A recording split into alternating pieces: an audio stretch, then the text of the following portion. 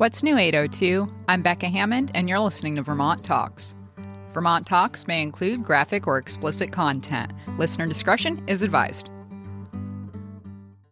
Andrew Seguel, welcome onto Vermont Talks. Andrew is a licensed clinical mental health counselor, LCMHC. He's the owner of Counseling for Change, LLC, and he is a Les Mills Group fitness instructor at The Edge. Mm-hmm. Welcome, Andrew. It's nice to be here. Thank you. So let's start with your mental health counseling. Tell me all about that. You have a lot of information to share about that one. Yeah. So mental health counseling, it's sort of one of the sub-professions across all psychotherapy. So you've got psychiatrists, psychologists, social workers, counselors, psychiatric nurse practitioners. So there's a lot of people in the field of mental health. I like to specialize specifically in career counseling, which is kind of an uncommon slice of the mental health counseling world because it can be viewed as a little dry on the surface. When I first encountered it as a specialty, I was really interested in like severe mental illness, which first kind of drew me to studying it. But then I had a career counseling class and I thought, oh, this is going to be like resumes and interviewing. And I'm like, okay, yeah, that's useful, but like that's not really exciting. Until I realized, no, career, like basically what we choose to do with our time, both for income and not, but what we choose to do with our time that feels productive or aligns with our values is just so suffused into our everyday. And when that's misaligned, that creates mental health stress. And so I really have grown to love that particular part of the counseling world, career, anything related to career. And so I do that with young adults and adults. But I still love mental health. So I keep that as well, the mental health counseling piece, anxiety, depression, those sorts of things. And I really like working with also the LGBTQIA2 plus population, those folks and their unique issues, whether it's career counseling or mental health. And so, and even though I specialize in those areas, I would say maybe like a third of my client base really is under the queer spectrum, and the rest are, everyday folk just looking for mental health or career counseling assistance. Career counseling, that's interesting because I've heard the term, but I didn't know what it meant. That makes total sense, though. That kind of plays into the whole having a purpose in life and just all of... And you don't have to make money doing it. A lot of people really love making music. I interview a lot of bands and people who devote massive amounts of time and energy into keeping the arts alive. And it doesn't, it's not a sustainable career, especially in this kind of area. But it makes them so happy. Like that's the whole point of their lives. They call themselves artists and musicians before whatever, like they've been the same job for 20 years, but that's not their career in their mind. So that's really fascinating. I mean, even as you're saying that, if I may, you just hit upon a couple really important like career counseling concepts, one of which is values, one of which is identity. Like just the label of like, I am a musician means something to someone, and that their profession or their identity is tied into what they do for work. Some people choose to do work, but they don't align their identity with what they're choosing to do for work. They just happen to be employed to earn income, but then they use that income to support a certain lifestyle or way of living that does feel aligned, but what they choose to do for work is just what they choose to do for money. And even that value set of like, I work because I want to make money, or I work because I want to help people, or I work because I want to be creative and create things. I want to save the planet. I work in such a way because I want to spend time with my family. Like being a parent is so important to me, and I need a job that gives me the work-life balance to devote to that particular thing that's valuable to me, and values sort of dictate also what we feel is a supportive kind of work that we want to do.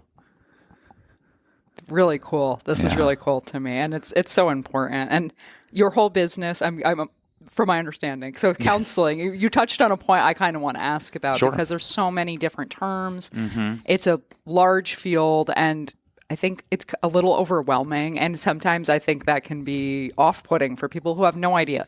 Like, I want to talk to someone. I have no idea who to talk to. Yeah. Is a counselor a good person to talk to? There's so many different terms that I don't know where the first step is. Do you just jump in and pick somebody?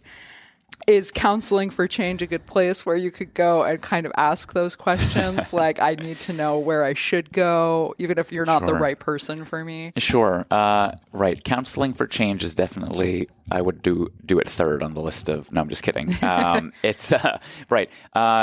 It's such a interesting question because once you're in the field enough and you start to learn what the differences are, it's sort of second nature. But right, it's worth reminding ourselves that someone who just doesn't know the difference can be so stalled from reaching out for help because they just don't know which one to pick, and I'm struggling in this kind of way, and which, if I'm going to be investing time, money, and effort, I don't want to pick the wrong person to help me. So, I mean, even when I was in college, I was mentioning before that, I studied computer engineering and then switched to psychology as my undergraduate, thinking, okay, I want to kind of shift into this direction. But I didn't even know at the time in college what the difference between a psychologist and a psychiatrist was. Exactly. And so I was like, which one do I want to be? So, yeah. Real quick, I suppose, because this could be one of those things that takes up the whole episode. And I also should give the caveat that I'm speaking based on my experience being a counselor and having conversations with these other professions. But psychiatry is really following a medical model of viewing mental health and mental illness. So the idea being that there's a biological basis and perhaps a biological or biochemical solution to address some of what's going awry, which is why they're often referred to as like prescribers of medication, which can be very useful for certain people in certain contexts. Psychologists are, again, to generalize, looking at more of a diagnostic and assessment model of mental health and mental illness. So they might have you do certain assessments or a battery of tests to see if we can hone in on what the diagnosis is, and then pair that with a really constructed treatment regimen for that kind of issue. Social work is really focused at looking at systems. So because social work they're really good at finding resources, community services, and kind of coordinating care in that regard. So the systems in your life are, for example, work, which we talked about, family, love, health, finances, recreation. I'm sure I'm missing some obvious ones here, but if any one of those systems is out of whack, it can really affect everything else, right? And so the idea is like, okay, what are the systems in your life and how can we identify where you are struggling? And then we can find resources or approaches to shore that up so that everything else can be working correctly. And then counseling looks at a wellness model. So the idea is that rather than really honing in on a diagnosis, so whether you have major depressive disorder or generalized anxiety disorder or adjustment disorder with anxiety features, or the label less important and the problem less important as much as the what are your capabilities, strengths, potentials for addressing whatever the situation is. And so the idea is like, rather than thinking of it in terms of problematic, it's more like, okay, we have a problem external to yourself. What are your capabilities to solve it and approach it? And maybe you don't recognize what those are, but we discover those through the interaction and finding that way forward. And so all of them can involve talk therapy, and all of them can share different what are called theoretical orientations, like ways that we look at a situation and some of the interventions we use. But those are kind of the basic backgrounds. What I would say in terms of picking one the one that would work best for you. And it takes a little bit of time and it takes a little bit of resilience and patience. Is most professionals in this field will do some sort of consultation. So, for example, my practice, Counseling for Change, on my website, it'll say, if you want a free consultation, please fill out this form and we'll be in touch. And they can be 15 minutes, 30 minutes. So it varies in terms of length. But most professionals are willing to, because they know that, especially with counseling and psychotherapy, there's going to be a sort of series of sessions. You're kind of building a relationship with this person. The professional also wouldn't want to jump in if it's a poor fit. And so that consultation can be a good way to kind of do an initial sense of like, okay, do I feel like I can work well with this person? What is their approach? Are they hearing my issue? Are they confident in their ability to maybe work with me on this issue? And then do maybe a consultation with 3 or 4 people and then pick the one that you think works best for you and then try it. That's really, really helpful. Thank you. I've been looking for that answer for a really long time. I've Googled this before and it's just too much. I don't understand this. And then they always get into the overlaps and I'm like, well, now I'm even more confused. Right, for sure. Yeah. Thank you very much. That was very, very helpful. So tell me a little bit more about your business. Do you like doing in-person counseling? What's your preference? Do you have a location in town? My preference, it's so interesting. So to answer the question right away, I do telehealth. So virtual counseling, I do online sessions, video sessions, for a few reasons. I will say that I miss in person because that is primarily what I had done for almost a decade when I was in New Jersey and New York. And then the pandemic hit and then, telehealth and remote work became a normalized thing in some ways. But yes, I do virtual sessions. It's proven to be, in my opinion, just as effective, even if there's the sort of missing the in-person sense of like closeness and proximity in the room. But for the most part, because of the video, I mean, you have to have a good tech setup, as you know, and good audio and good connection and all that stuff. But with those things in place, even those who are sort of hesitant on the virtual stuff at the beginning, once we're like 10 to 15 minutes in and they've started their rhythm of talking about what's going on, you kind of forget you're in different spaces. And it's so convenient too. Because even if I had an office, because I work during the daytime, as a large number of people do. So I'm working Monday through Thursdays, sometimes between 10 a.m. and 4 p.m. And so sometimes people will fit me in during their workday. Yep. They'll repurpose their lunch or their break or what have you. And so if I had an office even that was like 10 minutes away from you, you'd still have to find 20 additional minutes to commute to me and back to get back to your day. So people really seem to have liked the accessibility part of just being able to log on where they are, do their work, log off, return to whatever it is that they're doing. So that's helped. And it's also allowed me to maintain, because I'm, as I mentioned, from New Jersey, New York. So I have my New Jersey license, started it there, and then moved to Vermont within the past 2 years. And got my Vermont license. And so I'm able to continue working with some of my clients from New Jersey. Additional clients from New Jersey will now reach out to me because of networking, or they are aware of my license or through insurance or what have you. So it's given me some more reach as well to be able to do things that way. Yeah. Which is very nice for the people because if you leave as a counselor, I know that can be super traumatic for people who've known you for years and years and years. Yeah. They really struggle. I've just heard that from different people, different places. It's really hard when a counselor decides to leave and they don't have the license to do telehealth anymore. Yeah. I mean, if I may real quick about that too, and I can't predict the future here, but I just know that there's current legislation and regulations being developed around interstate licensure. Because right now licensure is so state-based. So my New Jersey license lets me work with anyone who happens to be standing in New Jersey at the time of service. Same with my Vermont license. But let's say, because I do career counseling and I work with young adults, let's say I'm working with someone who then goes off to college out of state.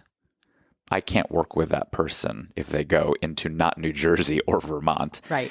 And we've developed a relationship and they want to continue being supported, and now they can't be unless I apply for licensure in that state. Right, which is a huge amount of work on your part, I'm For sure. So this counseling compact, there's a PSI pact that currently exists. I think it's already enabled for psychologists. And so now there's a counseling compact for counselors. And so I think it's launching sometime this year.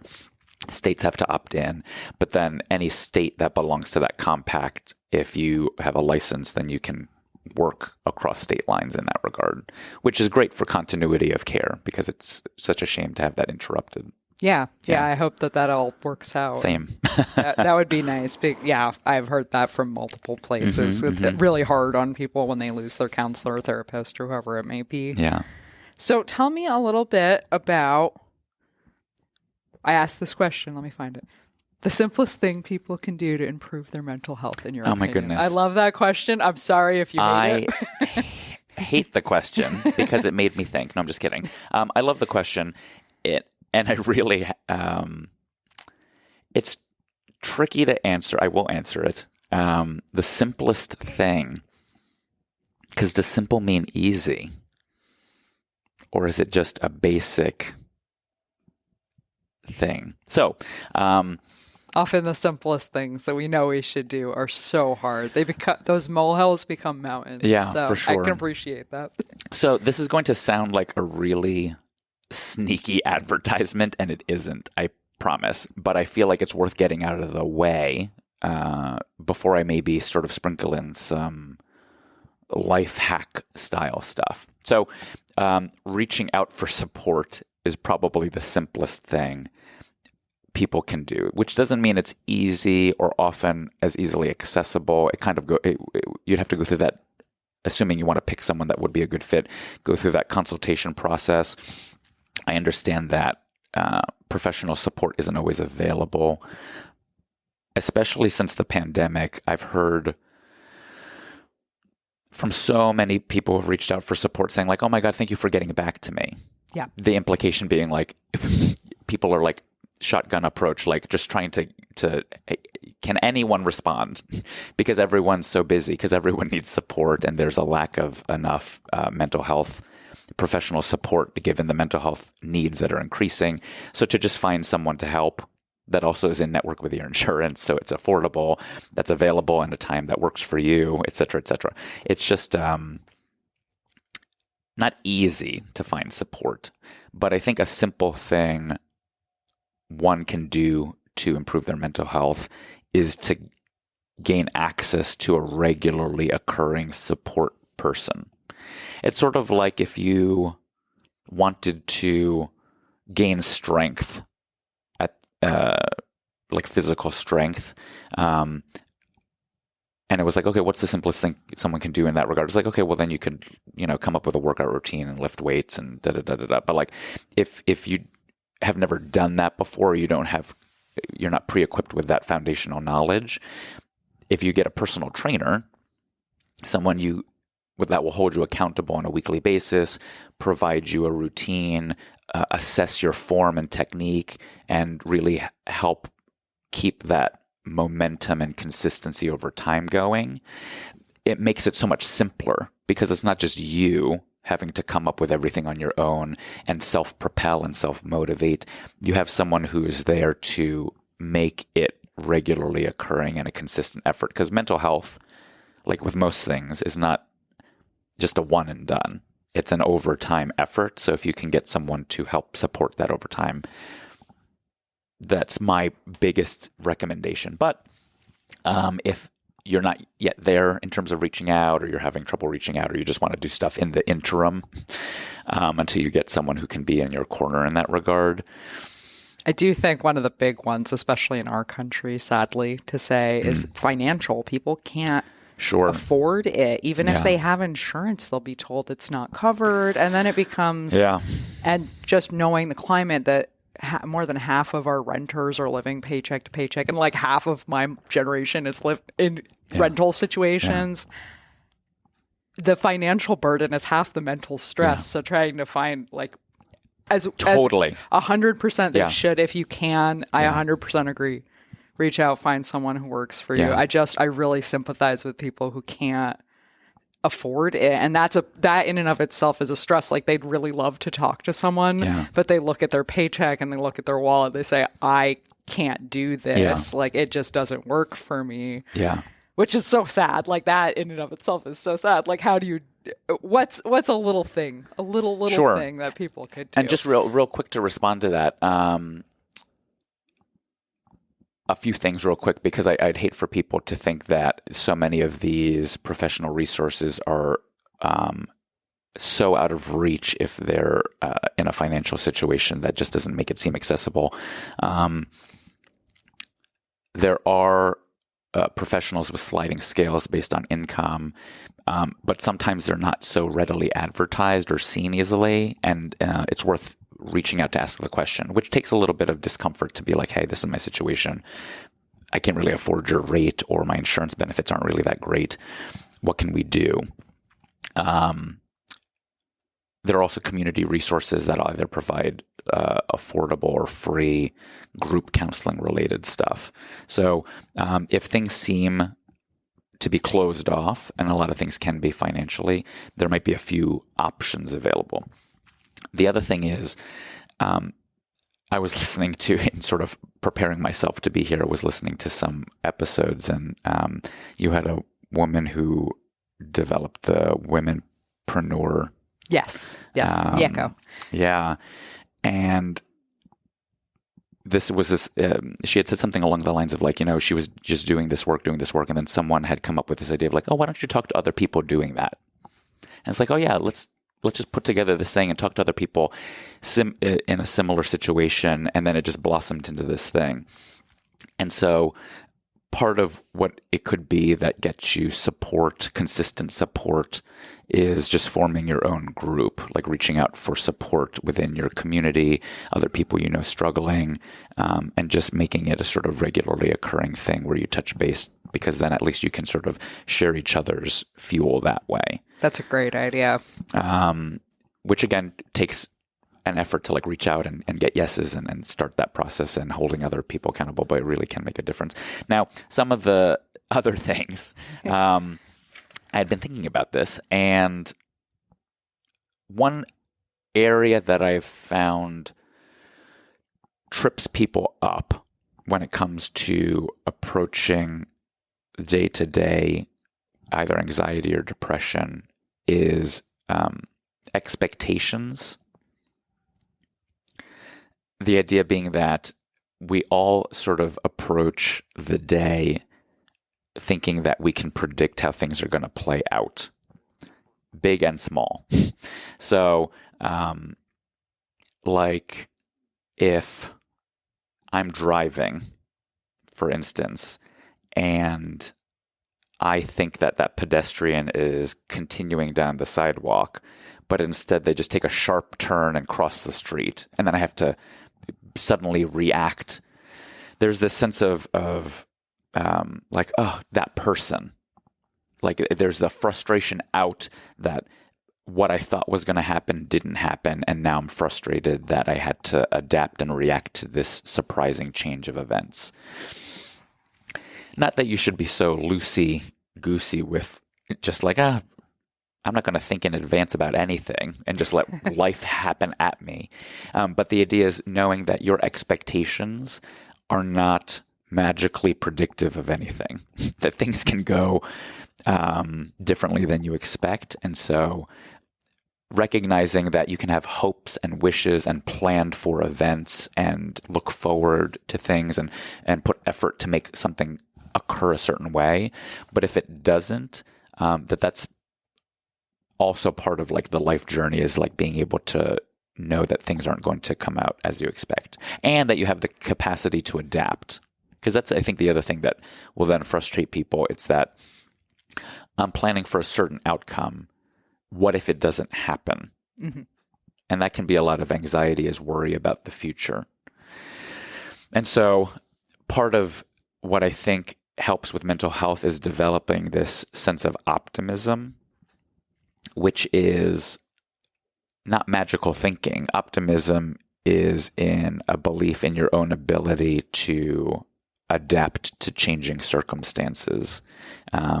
I remember I was working with someone, and I'll kind of remove the details, but it was, they were concerned about some relationship that dissolved, and like, what if that person came back and like accused them of a thing, and then they had to like deal with this sort of like accusation.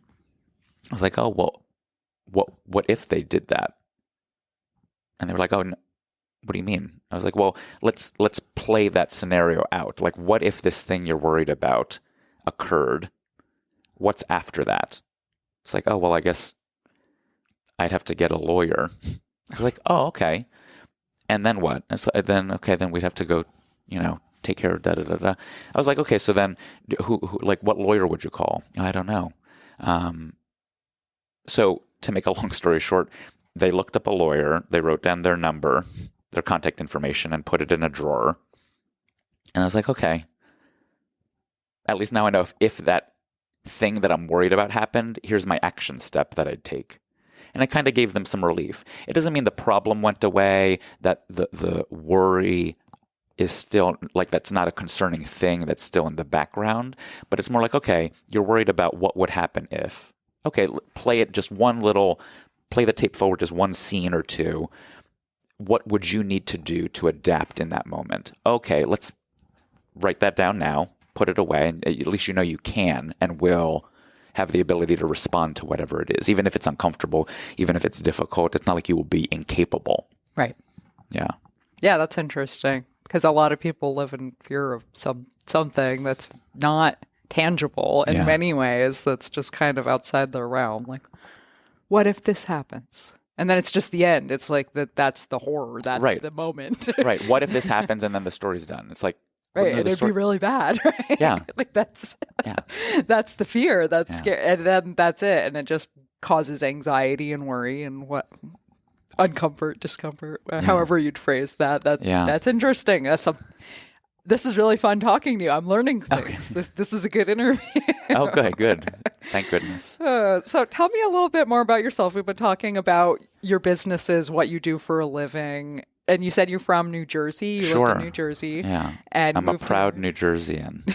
I've seen the not license plates. I've seen the bumper stickers that say "Don't Jersey, Vermont." I have not seen this. That's hilarious. I think I know what they're saying, but I feel like I am a kind New Jerseyan. We're kinder than you think. So my brother-in-law is from New Jersey. He's a wonderful person, right. As you seem to be. We're nice people. Poor New Jersey. They've got poor New Jersey. But you also, one other thing that we mentioned is you're a fitness instructor. So you wrote down that you do body pump, body combat, and grit. I've heard in passing body pump. I have never heard what grit is. Can you describe these three things for me, please? Sure. They're all group fitness programs designed by this company in New Zealand, Les Mills. And they each have their own sort of focus area. So body pump, which you said you've heard of, I'm glad to hear that. It's a strength training program. And so it's light weights, lots of reps, which I find great because it's really accessible in that way. I've heard wonderful things about CrossFit. And if you go to the weight room doing Olympic lifts, there's like heavy weight and they're doing like 5 of their heaviest squats and then they put the bar back. This is kind of the opposite, still for strength training, but you might do very light weight and then do 100 squats in like 5 minutes. And then you shift to a different body part. So I like that because I think it's a little bit more accessible in that way.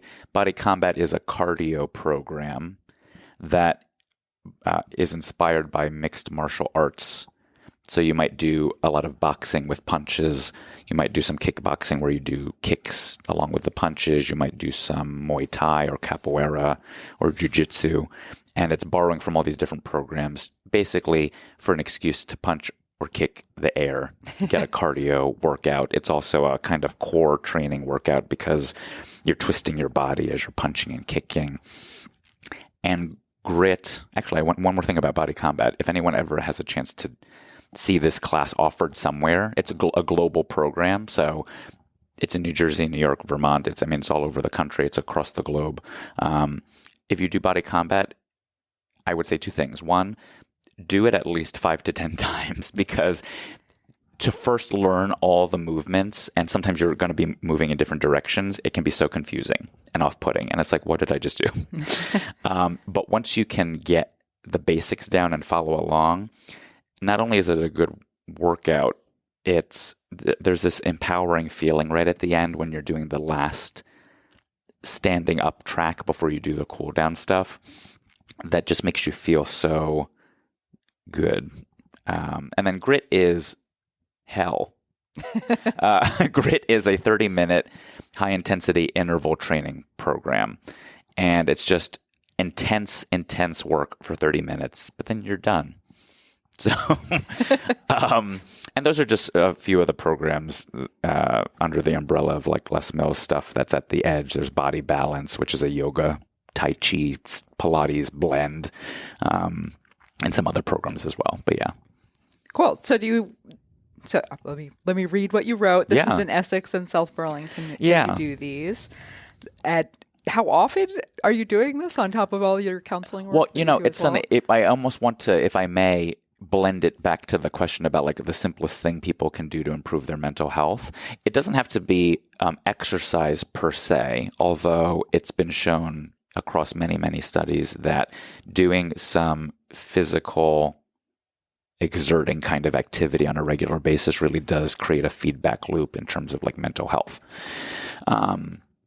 But it's more a matter of finding something, a daily ritual of sorts that can refuel you and reset you. So for someone, that could be reading like their favorite book or graphic novel, or they have a favorite kind of show, like maybe they love sitcoms and that just is a change of pace from their day, or they like to journal or draw, create music, something that sort of just gives them a change of pace from their day that can refuel. Because if you're just constantly doing the same thing day in, day out, all directed toward the same kind of activity, that can really sap someone's mental reserves, and then that can lead to mental health issues and stress and frustration. Mine happens to be group fitness, and not solo fitness, I should clarify, because I have all the equipment at home and I'm an instructor, so I know the routines, but I cannot bring myself to work out by myself at home. I need at least one other person. So I will go probably 5 times a week, but it's nice because with a group fitness class, there's a clear start and stop. Like I know I go, after an hour, I'm done. If I went to the weight room and had to come up with my own routine, I'd overthink it. I'd probably stay there for an hour and a half. It would just change all the time. There's this sort of easy plug and play. It can insert into my schedule. I'm done. It is a different kind of experience than therapy is, which I'm at my computer sitting down. I also like to play computer games, which is another computer tech activity. So this thing is different enough that it really helps to give me a different experience in my day so that I feel kind of balanced out a little bit. And one thing you mentioned, to tie it in, it's motivating to have other people around you. If you struggle with working out, that's interesting to mention. And one of the first tips you brought up when we were talking about the financial struggles is making like group therapy. And I think that's one of the things that probably across the planet, I don't know if America's special, America and Canada, I'm all for people having their own religion, doing their own thing. We've all kind of lost a sense of community that I think 100 years ago, people would go to church and they'd have their community around them. They'd have friends and family and they'd see them there. And it was something, and I fall into the agnostic bucket where I don't have, and I'm okay with that. I'm very comfortable with my spiritual place in life, but I really think that it'd be nice to have this group, this community. It's interesting that you have that in a workout type scenario. I never really put those two together, but just the course of this conversation, that's so healthy. Not only is it healthy to have that group around you, but then you're doing something very like good for your body, which also feeds back into mental health. That's really, that's interesting to think about. Community is super important, and wherever you think you want to get it is perfectly reasonable, and it doesn't have to cross over or blend. Like I know some people who love to run alone, put their music in, go for a run. They don't need it to be a group community activity, and that's perfectly legitimate. Or people who like to go swimming, they need their lane, they need their privacy, they need their alone time. And so your fitness or your exercise, what you choose to do for physical movement, doesn't have to be where you also get community, although people do running groups, or they train for marathons together, or they join a swim team or a sports team and they get community that way. You could get community by joining like a tabletop gaming group at the local gaming cafe. And I was just thinking people with D&D team, like groups, because I'm not a D&D person, and that's such an interesting community because I'm a D&D person. They're so devoted to this, and they're like, we've been doing this for 20 years, and that's so amazing to me because they have this little tight-knit group and they're all devoted to the cause, and I'm on the periphery of that where I'm like, man, that's another group. That's really cool if you can find that sense of community in whatever place you can find it. I think that's really important. Yeah. It's interesting that you could do it through fitness, though. That just clicked in my head. Like, for sure. If you're looking for it, maybe a fitness class of some sort would help. Yeah. Especially if you're struggling to find a good workout routine or what have you, and you want people around. For sure. It is motivating. For sure. Yeah. That's really it's the sense of belonging that the community can give you. It is the idea that you don't have to figure it out all on your own. Kind of going back to what's that simplest thing people can do to improve their mental health? It's by finding support, whether that's professional support or a group, because you don't have to figure everything out by yourself. And so if like fitness feels inaccessible, if you join a group class, you'll meet people who can help support you as you sort of discover that and give you education on it, and you learn along with them, and you feel like, okay, I belong to this group now, and I don't have to be a master of every single thing because we share the experience, and that can be really nice to know that it doesn't have to be all on you, all up to you. You have to figure it all by yourself. Fascinating. This has been a really interesting interview. We are already at 40 minutes. Oh, my goodness. I know. This is amazing to me that we've been talking this long, but we've been covering a lot of great stuff. Yes. So tell me a little bit more about your company. Where should people go if they want to talk to you? Do you have different social media accounts? Where's the easiest place to get in touch with you? I need a social media person because I don't know what I'm doing with it, but I just technically have an Instagram that has a few posts on it. But anyway, the thing that I manage as a landing page that's probably the easiest place to reach out is my website, which is counselingforchange.com. I should clarify it's all spelled out, counseling, F-O-R, change.com, not the number 4. Also, my friends, when I was coming up with the name, they said, oh, Counseling for Change. So it only costs a few pennies to see you. I was like, haha.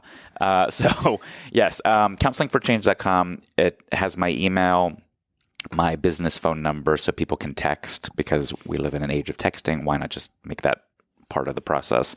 And they can fill out a form to request a consultation. My approach is probably worth noting, because to complicate it further, when we were talking about all the different kinds of professional identities under psychotherapy, even further, I kind of reference this idea of theoretical orientations. You've probably heard of CBT, cognitive behavioral therapy. That's a very popular one. There are so many different flavors of, and maybe that's a good way to put it, because not every flavor appeals to everybody.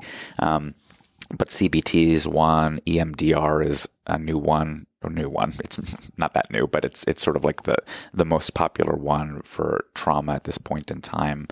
So many different kinds. What's that one again? The eye movement? Desensitization, and reintegration. Which is fascinating. So fascinating. Yeah. It's one of those. One of the nice things about being a counselor this is going to, every counselor is going to hate me for saying this. I like the required continuing education because it's a way to kind of keep fresh with your skill set and your education. And sometimes people will pursue additional credentials beyond our just basic license. And some people will get specialized training in EMDR and things like that, because it's quite fascinating to be able to try a new approach that treats a different kind of issue in a different kind of way.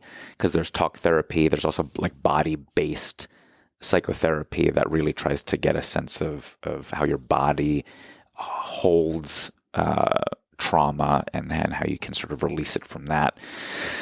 Fascinating stuff. Mine are, and it's kind of, I like my blend because, and I'll explain why. So it's person-centered, existential, and feminist counseling blended together.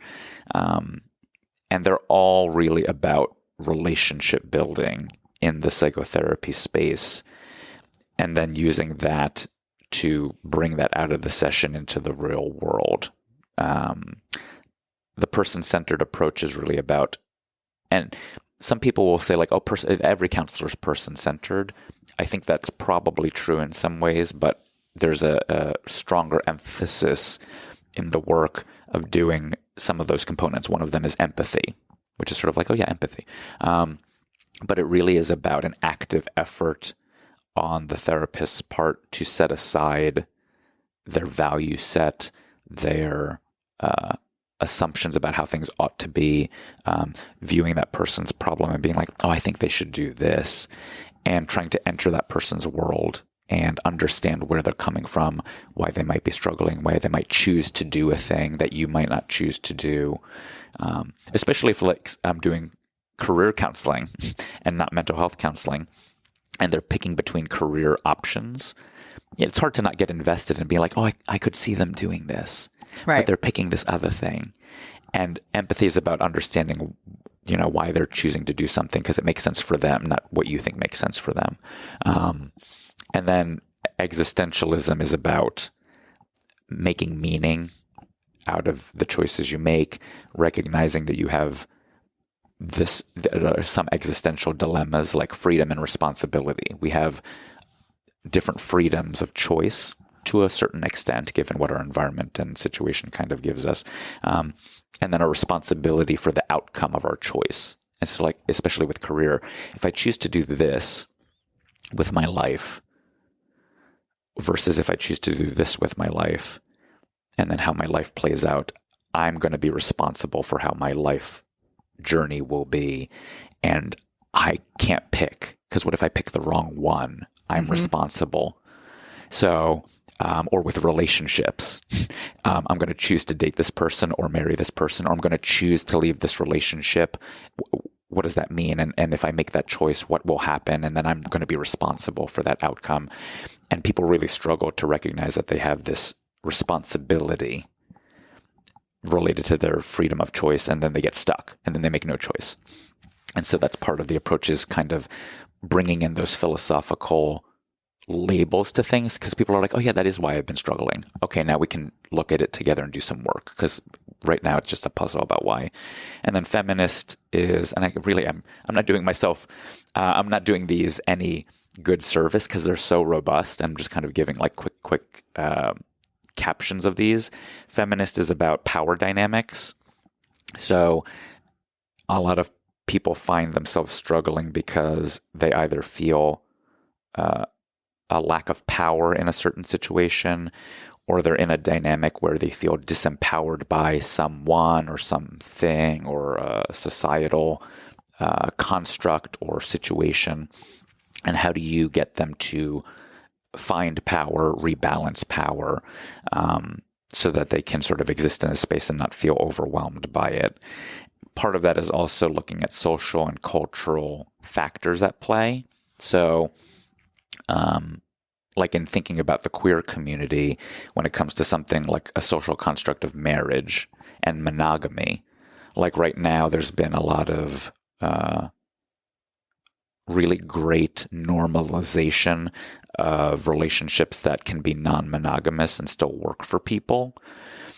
But the fact that there's a social and cultural pressure that normalizes monogamy as the normal thing and non-monogamy is the weird other thing, there's a sense of like, okay, well, why do I feel so uncomfortable about wanting to approach this? It's not because non-monogamy is wrong and monogamy is right. It's that society agreed at some point that monogamy is okay, or that heterosexuality is okay, or that women are second to men. Like, these are things that society created over time, and that are not correct or true. They just were in society.